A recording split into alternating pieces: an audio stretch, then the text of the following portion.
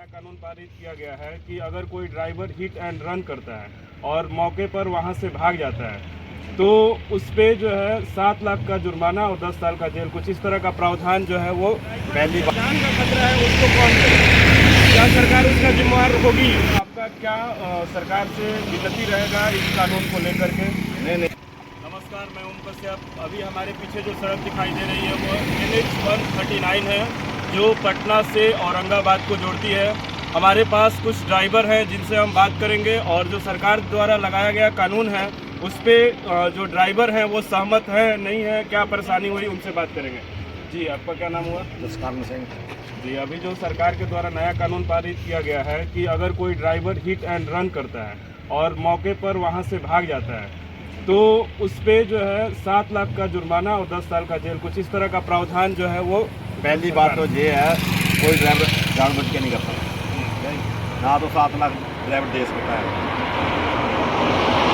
5,000 हमारे आया, कहाँ से देगा वो 7 लाख रुपया? तो जो अगर सरकार कह रही है कि अगर ड्राइवर कोई एक्सीडेंट करता है उसको मौके पर रुक करके और जो जिसका एक्सीडेंट हुआ है उसको या तो अस्पताल के ले जाता है या तो पुलिस को कॉल करता है, तो आपके हिसाब से ड्राइवर का स्पॉट पे रुकना कितना सही है? गलत है। इतने में पब्लिक मार देती है, पीट पब्लिक मार देती है। तो आपका क्या सरकार से विनती रहेगा इस कानून को लेकर के? नहीं, लागू होना नहीं चाहिए बिल्कुल। तो आपका क्या नाम हुआ? सुरेंद्र सिंह। जी, कब से गाड़ी चला रहे हैं आप? गाड़ी चलाने को तो हो गए 25, हमारे को 30 साल हो गए। जी, कहाँ से हैं आप? पंजाब। तो आप इस कानून को लेकर कितना सहमत हैं? नहीं, ये कानून बिल्कुल गलत है, नहीं होना चाहिए लागू। जी, तो कहीं ना कहीं आपका ये मानना है कि अगर ड्राइवर स्पॉट पे पकड़ा जाता है तो कहीं ना कहीं पब्लिक भीड़, पब्लिक क्राउड उसको मार देगी। ड्राइवर भागना नहीं चाहता, इसीलिए भागता है कि पब्लिक उसको मारने की कोशिश करती है, वो उसका बचाव करने देती ही नहीं है, पब्लिक ही नहीं उसका बचाव करने देती, जो सामने वाला बैठ गया। क्योंकि ड्राइवर कहीं ना कहीं ना तो एक्सीडेंट करता है, कोई जानबूझ के नहीं करता। ड्राइवर कहीं ना कहीं मजबूर होते हैं और उनकी सैलरी कम होती है, उसके बाद भी ड्राइवर अपने आप को कैसे भी मैनेज करते हुए चलते हैं। अगर सरकार कहती है कि इतना लाख रुपया का जुर्माना है और 10 साल जेल है तो इसमें ड्राइवर के परिवार के साथ क्या होगा आप लोग तो समझ रहे होंगे, है ना? तो आप क्या कहना चाहिएगा लास्टली सरकार को कि क्या किस तरीके से इस कानून में चेंज होना चाहिए? तो जो है पहले वही चलना चाहिए जी, जो पहले का क्या प्रावधान था? पहले 2 साल की सजा थी, तो दोषी साबित होने पर अगर दोषी साबित नहीं होता है ड्राइवर तो वो भी सजा नहीं मिलेगी। क्योंकि सरकार से हम भी विनती करना चाहेंगे क्योंकि ड्राइवर कहीं ना कहीं बहुत ज़्यादा मजबूर होता है और उसकी सैलरी कम होती है, उसके बाद भी ड्राइवर को अगर इस तरीके से प्रताड़ित किया जाएगा सरकार के द्वारा तो कहीं ना कहीं बहुत गलत है। और सरकार को भी बोलना चाहिए, वे ड्राइवर की तनख्वाह के बारे में भी सोचना चाहिए। जी, कम से कम ड्राइवर की तनख्वाह 25-30 हज़ार रुपया होना चाहिए। जी, क्योंकि 5,000-4,000 में तनख्वाह आजकल के समय में कौन 24 घंटे ड्यूटी करते हैं हम। 24 घंटे बहुत टफ जिंदगी होती है किसी ड्राइवर की, क्योंकि यहाँ पे NH-139 के बराबर हमने ग्रामीणों से भी बात किया और बताया कि ड्राइवर किस तरीके से संघर्ष कर रहे हैं अपने जीवन में और कहीं ना कहीं सरकार के द्वारा उठाया गया ये कदम बहुत ही गलत है। सही बात है। तो कितना सैलरी है आपका? 5,000। 5,000। उतना में परिवार चला लेते हैं आप? नहीं चलता, तो फिर कैसे मैनेज करते हैं? अब क्या करें, अब मजबूरी है।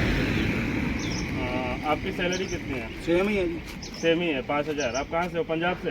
हाँ, पंजाब बेटों के शहर पर। तो देख सकते हैं इतनी कम सैलरी में अपने परिवार को संभालना कहीं ना कहीं एक चुनौती के समान है। फिर भी ड्राइवर संघ इतना चुनौती लेने के बाद भी सरकार के लिए और जनता के लिए अच्छा ही काम करते हैं। उसके बाद भी अगर सरकार के द्वारा इस तरह का कानून आता है तो ड्राइवर संघ इस पे कड़ा विरोध किया और हमें लगता है कि इस पे सरकार के द्वारा कुछ सुझाव आएगा और अच्छा ही आएगा।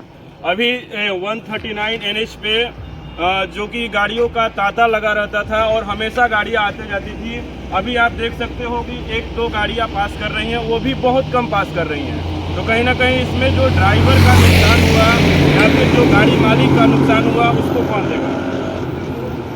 उसको कौन देना चाहिए? वो तो इंश्योरेंस था पहले। दूसरी बात ये है, अगर ये हड़ताल अभी हो जाती है कि इस तरह ये मामला रुकता है तो उसमें सबसे परेशानी मोटर मालिक एक ही गाड़ी चला पाएगा। अगर 10 दिन की गाड़ी तो उससे ज़्यादा परेशान तो वो होएगा। मालिक भी सजा ही है, मालिक भी वो तो गाड़ियों में ड्राइवर ड्राइवर ने चलानी है। 500 गाड़ी के एक पास कमांड है, एक मालिक के पास। ड्राइवरों का ये कहना है, मैंने पहले भी ड्राइवरों से मिला तो मैं बात किया तो उनको कहना है कि हम लोग किसी को भी जान से नहीं मारते, अनजाने में जो अगर धक्का जानवर लग भी आ जाता जाता है है। उसको भी ब्रेक मार के पिटाते हैं। अगर किसी का ड्राइवर का ये कहना है कि अगर कोई कुत्ता भी बीच में आ जाता है तो हम अपने जान पे खतरा लेकर के उसके जान को बचाते हैं।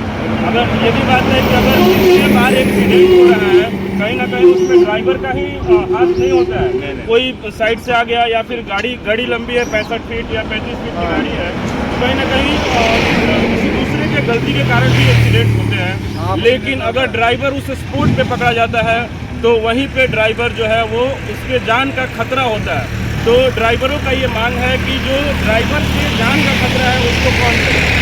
क्या सरकार उसका जिम्मेवार होगी? आपको लगता है कि अगर ड्राइवर को कुछ हो जाता है स्पॉट पे या फिर ड्राइवर को कोई मार देता है तो उसका सरकार उसके लिए गारंटी कौन लेगा गारंटी? तो अभी हमारे साथ पंजाब के 3 ड्राइवर बंधु थे, इनसे बात करके अच्छा लगा और इनके जो समस्या था हम लोगों ने सुना और ये समस्या अधिक से अधिक जो है वो वायरल होना चाहिए ताकि अधिक से अधिक लोगों के पास पहुंचे और ड्राइवर संघ जिस मुसीबत में जी रहा है वो मुसीबत से वो क्या हो बाहर निकले। Thank you.